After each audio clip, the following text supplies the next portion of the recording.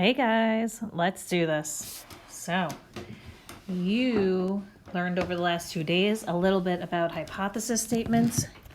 You know that the hypothesis statement consists of a null hypothesis and an alternative hypothesis. Just a little bit more of the specifics before we do a couple of examples. The null hypothesis, we usually say it's H naught or H sub O. That's the symbol for null hypothesis.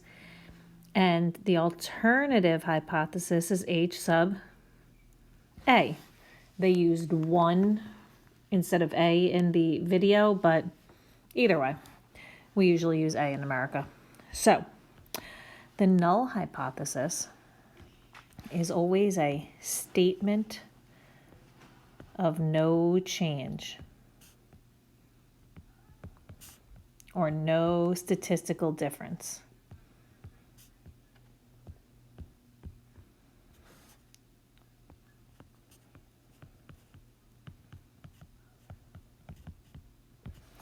So it's usually what is being claimed, such as like yesterday, Michael claimed that he could make 50% of his shots.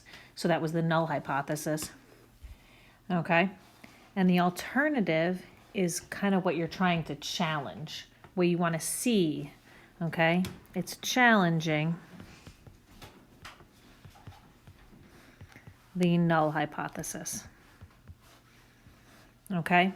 So to start, we're going to start talking about proportions and means like we were just doing with confidence intervals. So typically the null hypothesis, you would say either, the proportion is equal to some value, or the proportion, or the mean is equal to some value. Whereas the alternative hypothesis could be maybe we think it's greater than the null hypothesis, maybe we think it's less than the null hypothesis, or maybe we think it's just different than or not equal to the null hypothesis. Okay? That's how we set up our hypothesis statement.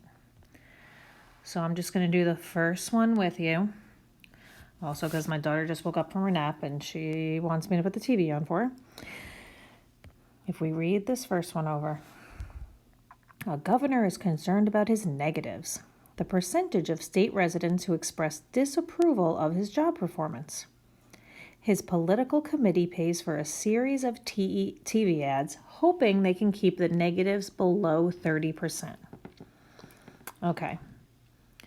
So the null hypothesis is, think about it, if there's no difference, if there's no difference, I expect the proportion will still be 30%.